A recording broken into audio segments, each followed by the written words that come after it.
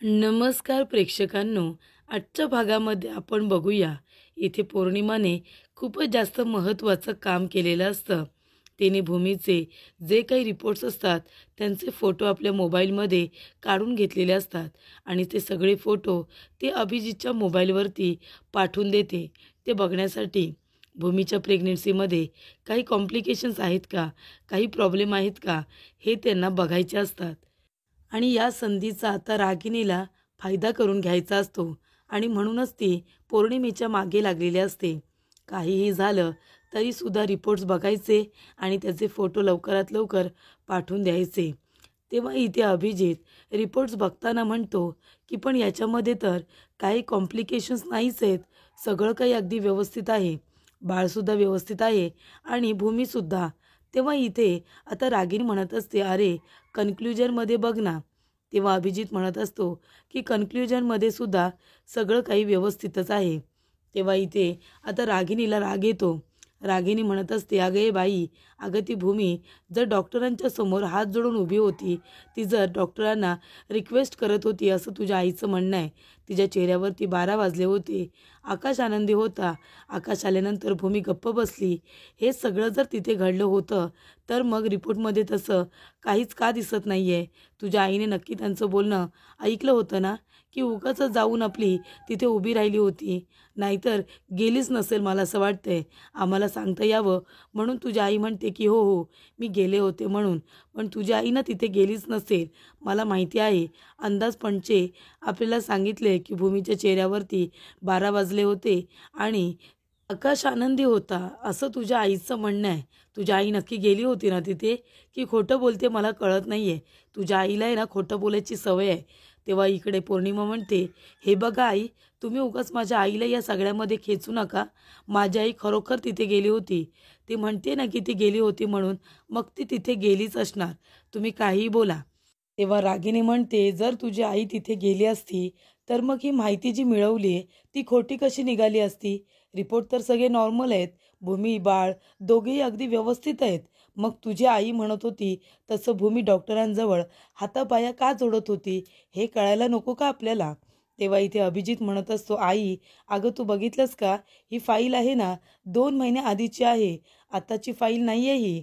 तेव्हा रागिणी म्हणते, "बघा, अरे तुझ्या बायकोला ना साधं एक काम करता येत नाही आहे, कळतंय का? म्हणजे तिला फाईल बघून त्याच्यामधले फोटोज काढायला सांगितले होते, तर तिने 2 महिने आधीचे फोटोज काढलेत. काय बोलायचं तिला?" तेव्हा पौर्णिमा हळूच म्हणत असते, की "मला कामच असं करायला सांगितलं होतं. इथे चोरून, लपून मला ती फाईल मिळवायला लागली होती. ड्रॉवरमधून मी फाईल ती शोधून काढले आणि त्याच्यातले फोटोज काढून तुम्हाला पाठवून दिलेत. केवढी मोठी रिस्क घेतली होती, तुम्हाला माहिती आहे का? एवढा पण माझ्याकडे वेळ नव्हता, की ती 2 महिन्याची आधीची फाईल आहे की आत्ताची फाईल आहे ते चेक करण्यासाठी. कळतंय तुम्हाला?" तेव्हा इकडे पौर्णिमा आता खरं ते बोलून गेलेली असते. कारण तिने खूप मोठी रिस्क ही घेतलेलीच असते. कारण ती भूमी तिला रंगेहात पकडता पकडता इथे पौर्णिमाने स्वतःला वाचवलेलं असतं. नाहीतर भूमीने तिला रूममध्ये तिच्या पकडलेलंच असतं. त्यामुळे इथे पौर्णिमाने खूप मोठी रिस्क घेतलेली असते त्या फाईलमधले पेपर यांचे फोटो मिळवण्यासाठी. तेव्हा तिने हे सगळं करत असताना फाईल 2 महिने आधीची आहे की आता करंट फाईल आहे हे तिने बघितलेलंच नसतं. तेव्हा अभिजित म्हणतो की "पौर्णिमा तू फोन ठेव."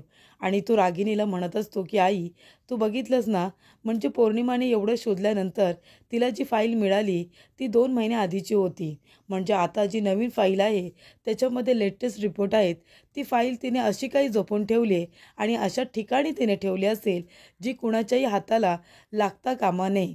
असं अभिजित आता अगदी बरोबर ओळखतो. कारण भूमीने ती फाईल एका अशा ठिकाणी ठेवलेली असते जिथे आकाशचाच काय दुसरा कोणाचाही हात जाता कामा नये.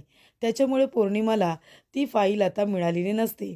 तर प्रेक्षकांनो, ती फाईल भूमीने जपून ठेवलेली आहे. अशा ठिकाणी ठेवली आहे की ती कुणाच्याही हाताला लागता कामा नये आणि पौर्णिमाला जी फाईल मिळालेली असते ती 2 महिना आधीची असते. तर इथे प्रेक्षकांनो आता भूमीची तब्येत बिघडलेली असते. काही खाल्लं, कसलाही वास आला तरी तिला उलटी होत असते.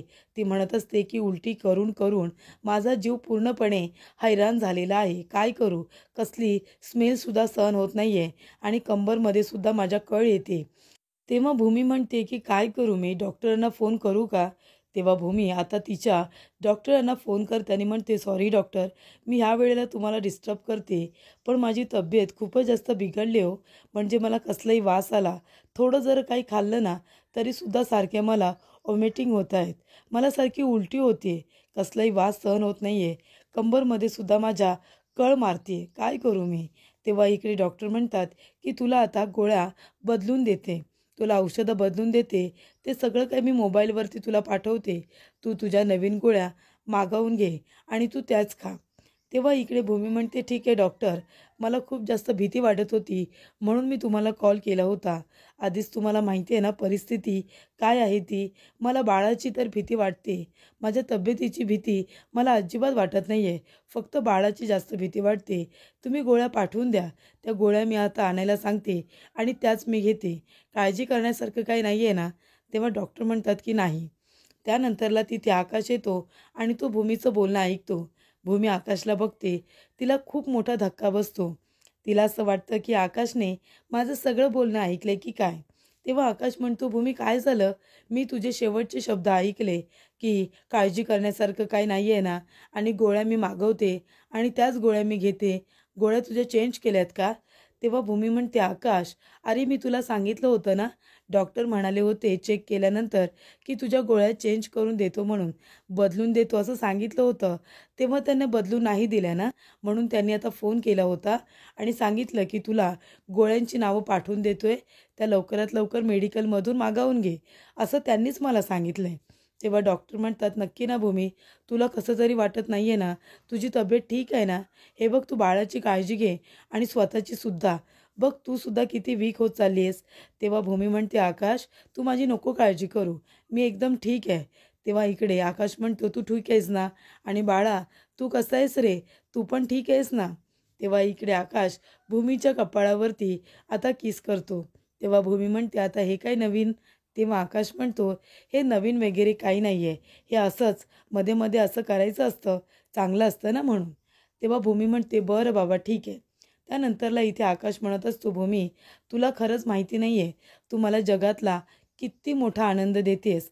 म्हणजे मी आता त्यावेळेला विचार केला तर मला असं वाटत होतं की ठीक आहे, मी बाबा होणार आहे. पण आता मला कळतं आहे की ते फिलिंग खरंच खूप किती भारी असतं ना. म्हणजे आधी बघ ना, मला सतत मी कामामध्ये असताना मला ओढ लागायची की कधी मी घरी जातोय, भूमीला भेटतोय. पण आता तुझ्याबरोबर मी तुला तर मिस करतोच, पण मी बाळालासुद्धा मिस करतो. तुमच्या दोघांबद्दल मला एवढी ओढ आहे ना आत्ताच. मग विचार कर ना, जेव्हा आपलं बाळ जन्माला येईल तेव्हा मला तुमच्याबद्दल किती ओढ लागेल. मी कधी एकदा घरी येतोय आणि बाळाला घेतोय असंच वाटेल ना मला. तेव्हा इथे भूमी म्हणते, हो आकाश, तुला तसंच वाटणार आहे. तेव्हा आकाश म्हणतो, भूमी, आणि हा एवढा मोठा आनंद आहे ना, तू मला देणार आहेस. खरंच तू माझ्या आयुष्यात आलीस आणि माझ्या आयुष्याचं सोनं केलंस. नाहीतर आधी कोण होतं माझं असं स्वतःचं? कुणीही नव्हतं. पण हे बाळ आणि भूमी, तू, हे तुम्ही दोघेजण माझ्या आयुष्यातला खूपच जास्त महत्त्वाचा घटक आहात, असं आकाश म्हणत असतो. तो म्हणतो, भूमी, तुला तुझी भरभरून काळजी घ्यायची आहे, तुझीसुद्धा आणि आपल्या बाळाचीसुद्धा. तेव्हा भूमी म्हणते, आकाश, तू नको काळजी करू, आपलं बाळ अगदी सुखरूप आहे आणि तू म्हणतोयस तसंच होईल. आपलं बाळ अगदी व्यवस्थितरित्या जन्माला येईल आणि या घरामध्ये त्याच्या हसण्याने, रडण्याने इकडे तो घर हे प्रसन्न करून टाकेल. तू अजिबात काळजी करू नकोस. तेव्हा इथे आकाश या बाळाला घेऊन खूपच जास्त इमोशनल असतो आणि भूमीसाठी सुद्धा. बाळाची आणि भूमीची आठवण निघाल्यानंतर इथे आकाश लहान मुलांसारखा वागत असतो. तो पूर्णपणे इमोशनल झालेला असतो आणि तो म्हणत असतो की भूमी, हे बघ मी तुझ्यासाठी काय आणले. तुझ्या ज्या काही फेवरेट गोष्टी आहेत ना, त्या मी तुझ्यासाठी घेऊन आलो आहे. तू म्हणाली होतीस भूमी, तुला आठवते, तुला चॉकलेट हवं आहे म्हणून. तेव्हा इकडे भूमी म्हणते, हो, मी म्हणाले होते तुला. तेव्हा आकाश म्हणतो, मी तुझ्यासाठी त्याच ठिकाणी गेलो होतो जिथे तुला चॉकलेट आवडतं. आणि तुला माहिती आहे, मी स्वतः ड्रायव्हिंग करून गेलो आहे आणि ड्रायव्हिंग करून मी घेऊन आलो आहे. तेव्हा तुलासुद्धा ते आता खायचं आहे. तेव्हा इथे भूमी म्हणत असते की हो आकाश. तेव्हा इथे भूमीला आठवत असतं, डॉक्टर तिला म्हणालेले असतात की तुमची प्रेग्नेन्सीमध्ये खूपच जास्त कॉम्प्लिकेशन्स आहेत. तुम्हाला स्वतःची खूप जास्त काळजी घ्यावी लागणार आहे. बाळ एकदम सुदृढ आहे, बाळाची काळजी करू नका, पण तुमची बॉडी एवढे जे बॉडीमध्ये चेंजेस होतात ना ते एक्सेप्ट करायलाच तयार नाही आहे. तेव्हा इकडे आता खूपच जास्त भूमी टेन्शनमध्ये आलेली असते. तर इकडे प्रेक्षकांनो पौर्णिमा आणि अभिजित दोघेजण आता राजाराम काकांना बघून मुद्दामून आपलं बोलणं सुरू करतात. तेव्हा पौर्णिमा म्हणत असते की असं काय करताय तुम्ही अभिजित? हे बघा, घरी बसून बसून मला सुद्धा कंटाळा येतो आणि तुम्ही बघताय ना आता कितीतरी दिवस वातावरण घरातलं किती चिघळलंय ते. मला तर इथे खूप जास्त कंटाळा आलाय. मला थोडंसं आहे ना रिलॅक्स वातावरण हवंय. आणि अभिजित, लग्न झाल्यानंतर आपण दोघेजण कुठे फिरायला तरी गेलोय का? अजिबात नाही. आपण कुठेही फिरायला गेलो नाहीत. तेव्हा आता मला इथे खूप जास्त कंटाळा आलाय आणि माझी चिडचिड होते. आपण 4-5 दिवस कुठेतरी बाहेर जाऊया ना फिरायला, म्हणजे आपल्याला सुद्धा रिलॅक्स वाटेल, आपली भांडणंसुद्धा होणार नाही आणि या घरातल्या लोकांपासून, या वातावरणापासून आपण थोडे दिवस तरी लांब जाऊ. मला खरंच खूप वाटते की आपण 4 दिवस कुठेतरी बाहेर फिरायला गेलं पाहिजे. म्हणजे हा मेंटली जो काही आपल्याला स्ट्रेस आहे ना तो सुद्धा बाजूला होईल आणि आपल्याला छान बाहेर जाऊन एन्जॉय करता येईल. तेव्हा अभिजित म्हणत असतो, हे बघ पौर्णिमा, आपण कुठेही नाही जाऊ शकत, कारण तुला तर माहिती आहे माझ्या आईची तब्येत आणि आता माझी आई कुठे राहते, ती एकटी राहते. त्याच्यामुळे अशा अवस्थेमध्ये मी माझ्या आईला एकटं नाही सोडू शकत. तेव्हा आपण आता नाही, आईला बरं वाटू दे, आपण नंतर कधीतरी जाऊया. तेव्हा इथे अभिजित पौर्णिमेला समजवत असतो की आता आपण कुठेही जाऊ शकत नाही, आपण नंतर जाऊ आणि आता जायला आपल्याकडे पैसे तरी कुठे आहेत ना, तेव्हा आपण नंतर प्लॅन करूया. आता आपण कुठेही नाही जाऊ शकत. इथेच थांबून आपल्याला आईची काळजीसुद्धा घ्यायची आहे. तेव्हा इथे पौर्णिमा म्हणत असते, अभिजित, अहो एवढा दिवस आपण हेच तर करत आलोय ना, आपण दोघेजण स्वतःसाठी जगतो तरी काय? म्हणजे आता आपल्याला मेंटली इथे आता चांगलं होण्याची गरज आहे. मेंटली आपण जे काही डिस्टर्ब झालो आहे, जे काही आपण अपसेट आहोत, आपल्याला आनंद राहण्याची गरज आहे आणि तुम्ही नाही म्हणताय. मला हे तुमचं म्हणणं अजिबातच पटत नाही आहे. तेव्हा इथे अभिजित आता बाहेर जात असतो. तेव्हा पौर्णिमासुद्धा त्याच्या मागे जाते. तेव्हा इथे राजाराम काका म्हणत असतात की चला, म्हणजे हे लोक बोलत आहेत ते बरोबर आहे. खरं तर फिरायला जायची गरज आकाश आणि भूमी या दोघांना आहे. कारण का, हे दोघेजण लग्न झाल्यापासून एकदाच फिरायला गेले होते आणि तिथे सुद्धा रागिणीने सगळी वाट लावली होती. त्यांचं हनीमून खूपच जास्त खराब करून तिने ठेवलेलं असतं. तेव्हा इकडे आता पौर्णिमा म्हणत असते, तुम्हाला काय वाटते अभिजित, आपला प्लॅन सक्सेसफुल होईल का? तेव्हा अभिजित म्हणतो की 100% आपला प्लॅन सक्सेसफुल होणारच आहे आणि हा प्लॅन आईचा आहे, तुला माहिती आहे ना. कारण हे लोक जेवढे आईला ओळखत नाही ना, एकमेकांना ओळखत नाही, तेवढी आई या सगळ्यांना आतून बाहेरून सगळीकडे ओळखते आणि बाबांना तर ती चांगल्याच पद्धतीने ओळखते. बाबा किती इमोशनल आहेत, त्यांच्यासमोर एखादी गोष्ट बोलल्यानंतर ते काय करू शकतात, कसे रिॲक्ट करू शकतात, हे अगदी रागिणीला माहिती असतं आणि म्हणूनच तिने अभिजित आणि पौर्णिमा या दोघांना हा प्लॅन करायला सांगितलेला असतो आणि तो प्लॅन वर्कसुद्धा झालेला असतो. राजाराम काकांच्या मनामध्ये आता आकाश आणि भूमी या दोघांना 4 दिवस कुठेतरी बाहेर पाठवायचं हा विचार आलेला असतो. तेव्हा इथे आकाश म्हणत असतो, भूमी हे बघ, हे तुझं फेवरेट चॉकलेट मी तुझ्यासाठी घेऊन आलो आहे, आता तू खा बरं. आणि तो स्वतःहून इथे खोलून तिला भरवत असतो. तेव्हा इथे भूमी म्हणते, नाही आकाश, मला नको, खरंच मला आता काही खावंसं वाटत नाही आहे, मी नंतर खाईन ना. तेव्हा इकडे आकाश म्हणतो, ठीक आहे, तुझी इच्छा, म्हणजे हे मी तुझ्यासाठी आणले हे विसरू नकोस.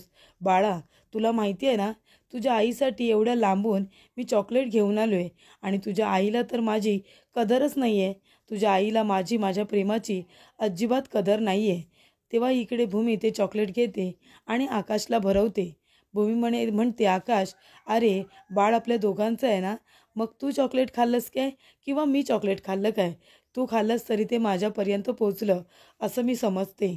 पण इथे भूमी म्हणत असते मनामध्ये की आकाश, मला माफ कर रे, म्हणजे मला असं वाटतंय की हे सगळं करत असताना काही महत्त्वाच्या गोष्टींना मी मुकणार आहे.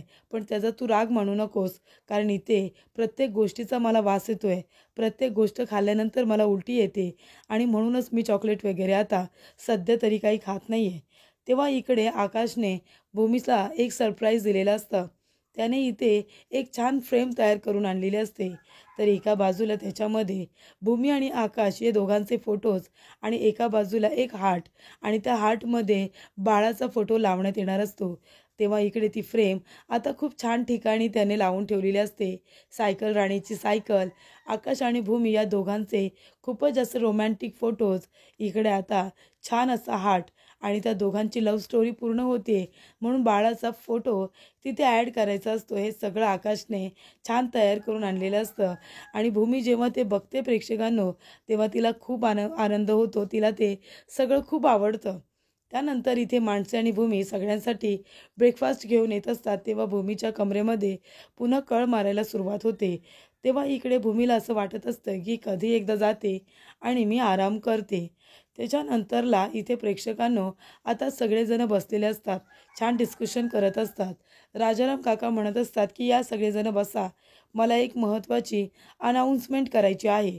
तेव्हा सगळेजण म्हणतात काका काय झालं आहे. तेव्हा इकडे आता राजाराम काका म्हणत असतात एवढं काही झालेलं नाही आहे, पॅनिक होऊ नका. फक्त एक गोष्ट तुम्हाला सांगायची आहे की तुम्ही आता बघताय एवढे दिवस आपली भूमी आणि आकाश दोघेजण एका वेगळ्या स्ट्रेसमध्ये आहेत, एका वेगळ्याच कंडिशनमध्ये आहेत. म्हणून मी असा विचार केला आहे की 4 दिवस त्या दोघांना आपण कुठेतरी बाहेर फिरायला पाठवायला पाहिजे. तुम्हाला काय वाटतं. तेव्हा इकडे सगळेजण म्हणतात की हो अगदी बरोबर. तेव्हा इथे आता काका म्हणत असतात की हे बघा, तुम्ही दोघेजण कुठेतरी 4 दिवस बाहेर जा. हे घे, हे आहेत त्याचे तिकीट, हे त्याचे तिकीट आहेत असं सुद्धा सांगितलं जातं. तेव्हा आकाश म्हणतो की 4 दिवस आम्हाला बाहेर फिरायला पाठवतेस त्याचे तिकीट. तेव्हा राजाराम काका म्हणतात अगदी बरोबर. अरे जा दोघेजणं, छान आराम करा, छान रिलॅक्स व्हा. 4 दिवस बाहेर राहिलात तर इथल्या वातावरणामधून तुम्ही लांब राहाल आणि त्याचबरोबर तुम्हाला बरंसुद्धा वाटेल. तब्येतीवरती या सगळ्याचा चांगला परिणाम होईल. तेव्हा इकडे आकाश आता म्हणत असतो की भूमीला सुद्धा नक्की आवडणार आहे हे सगळं. हो ना भूमी. तेव्हा भूमी म्हणते की हो अगदी बरोबर. पण आकाश आपल्याला आत्ताच जायला हवं आहे का. खरं तर आता सगळ्यात जास्त गरज आपली इथे होती. इथल्या माणसांना, इथल्या परिस्थितीला. आम्ही इथे नसताना जर नवीन परिस्थिती काही उद्भवली, काही निर्माण झाली तर तुम्ही काय करणार आहात. आम्ही जर इथे असलो तर आमची मदतच होईल ना. तेव्हा इकडे अथर्व म्हणतो की हे बघ ताई, तू बोलतेस ते बरोबर आहे. जर नवीन काय अडचण आली तर तू इथे हवी आहेस, आकाश इथे हवं आहे. पण तुम्ही दोघांनी एन्जॉयसुद्धा केलं पाहिजे ना. तुम्ही अजिबात कुठेच जात नाही. तुम्हाला कंटाळा येत नाही का. जर बाबांनी एवढा छान निर्णय घेतला आहे तर तुम्ही नक्कीच कुठेतरी गेलं पाहिजे. आम्हाला सगळ्यांनाच असं वाटते. कामाचं काय, कामं होतच राहतील. तुम्ही आल्यानंतरसुद्धा आपण कामं पूर्ण करू. तेव्हा इथे आता रागिनी घरातून गेलेली असते. आजी म्हणत असतात की भूमी बाळा, अगं नाही कशाला म्हणतेस. ती रागिनीसारखी नकारात्मक शक्ती घरातून निघून गेली आहे ना. मग आता मला घरामध्ये सगळं पॉझिटिव्ह वातावरण हवं आहे. आणि तेव्हा इथे आजी म्हणत असतात की आकाश, तुला आणि भूमीला आता जावंच लागेल. तुम्ही नाही म्हणू नका. ती रागिनी इथे नाही आहे तर तुम्ही छान एन्जॉय करून घ्या. तेव्हा इकडे भूमी आकाश दोघेजणं जायला तयार होतात. तेव्हा इथे पौर्णिमा म्हणत असते की अभिजित, आईना मेसेज करा आणि सांगा की त्यांनी सांगितलेलं काम अगदी व्यवस्थितरित्या पार पडलेलं आहे असं सुद्धा सांग. तेव्हा इकडे अभिजित आता रागिनीला फोन करणारच असतो. तर इकडे आपल्याला फिरायला जायला मिळणार म्हणून आकाश आनंदात असतो. भूमीला थोडी भीती वाटत असते कारण तिला सांगितलेलं असतं की तुझ्यामध्ये खूप जास्त कॉम्प्लिकेशन्स आहेत आणि गाडीतून प्रवास करायचा, यामुळे तिला खूप जास्त भीती वाटत होती की सगळं काही व्यवस्थित असेल ना. तर इकडे आता तरीसुद्धा आकाशच्या आनंदासाठी भूमीने रिस्क घेतलेली असते. तेव्हा आता दोघंजणं फिरायला जात असताना आकाश म्हणतो भूमी, तुझ्याबरोबर असताना मला खूप आनंद होतो गं. म्हणजे मला नेहमी असं वाटतं की तुझ्याबरोबर कुठेतरी बाहेर फिरायला जायला पाहिजे, पण जाता येत नाही. तू बघतेस ना, वेळच नसतो आपल्याला कुठे जायचं बोललं की. तेव्हा इकडे भूमी म्हणत असते की आकाश, मला सुद्धा तुझ्याबरोबर सगळीकडे यायला आवडतं. जिथे तू असशील ना, मग तू मला जिथे कुठे घेऊन जाशील त्या ठिकाणी यायला मी तयार आहे. माझी काही हरकत नाही आहे. एवढा विश्वास आहे माझा तुझ्यावरती. तेव्हा इकडे आकाश म्हणत असतो की अरे वा, ही तर खूपच जास्त चांगली गोष्ट आहे. तर इकडे प्रेक्षकांनो आता इथे आकाश आणि भूमी दोघेजण एकमेकांबरोबर वेळ घालवण्यासाठी ते लोक गेलेले असतात. तेव्हा इकडे आता आकाश आणि भूमी जेव्हा गाडी चालवत असतात तेव्हा त्यांना असं वाटतं की कुणीतरी आपला मागून पाठलाग करते की काय, असं आकाश आणि भूमी दोघांना वाटत असतं. कारण बरोबर त्यांच्या गाडीच्या मागे एक मोठी गाडी येत असते. तेव्हा आकाश पुन्हा घाबरलेला असतो.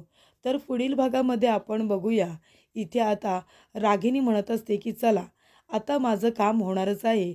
आकाश आणि भूमी दोघेजण बाहेर गेलेत ना, तेव्हा तिने एका माणसाला तयार केलेली असते आकाश आणि भूमी या दोघांना पुन्हा उडवण्यासाठी.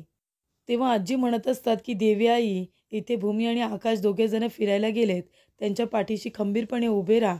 आणि तेव्हाच आजीच्या हातातला हार तुटतो. तेव्हा आजी खूपच जास्त पॅनिक होतात आणि म्हणतात, अरे देवा, हार वाढवला. हार वाढवणं ही चांगली गोष्ट नसते. माझी भूमी आणि आकाश दोघेजण सुखरूप तर असतील ना, असं इकडे आजी देवाजवळ मागणं मागत असते आणि देव ते मागणं ऐकत असतो.